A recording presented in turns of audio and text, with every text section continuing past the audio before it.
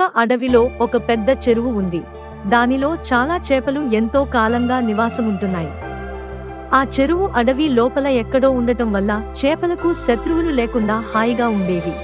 ఒకరోజు ఆ అడవి మీదుగా ఎగురుతున్న కొంగకి ఆ చెరువు కనిపించింది. ఇంత పెద్ద చెరువుని చూడకుండా ఇంతకాలం ఎలా ఉన్నానా అనుకుని ఆశ్చర్యపోతూ ఆ చెరువు గట్టుపైన వాలింది. దానికి చెరువులో చాలా చేపలు కనిపించాయి. ఇక తన ఆహారానికి ఎలాంటి ఇబ్బంది లేదనుకుని ఆనందంగా అక్కడే కొంత దూరంలో నివాసం ఏర్పరచుకుంది. ప్రతిరోజు 3 పూట్లా హాయిగా చేపలను తింటూ కాలం గడుపుతుంది. ఈలోగా చేపలు కంగారు పడటం ప్రారంభించాయి. ప్రతిరోజు తమలో కొంతమంది కొంగకి బలైపోవడం చేపలకి భయం కలిగించింది.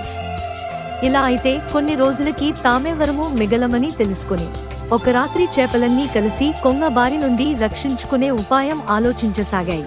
అందులో ఒక చేపపిల్ల, నాకొక ఉపాయం తట్టింది, కానీ దానికి మీ అందరి సహకారం కావాలి అని చెప్పింది. ఏమిటది అని మిగతా చేపలు అడిగాయి. చేపపిల్ల తన ఉపాయాన్ని వాటికి చెప్పింది.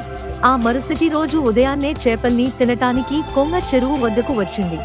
కానీ చెరువులో చేపలన్నీ తేలుతూ కనిపించటం చూసి ఆశ్చర్యపోయింది.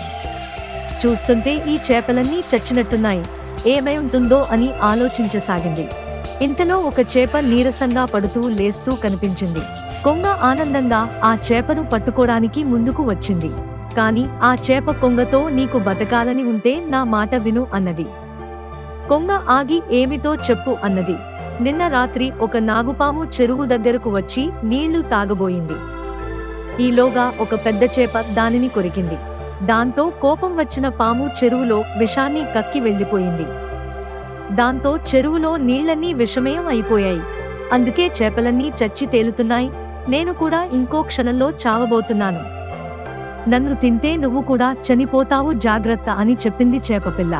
దాంతో భయపడ్డ కొంగ ఇక ఆ చెరువులో తనకి ఆహారం దొరకదని తెలుసుకుని మరొక చెరువును వెతుక్కుంటూ వెళ్లిపోయింది.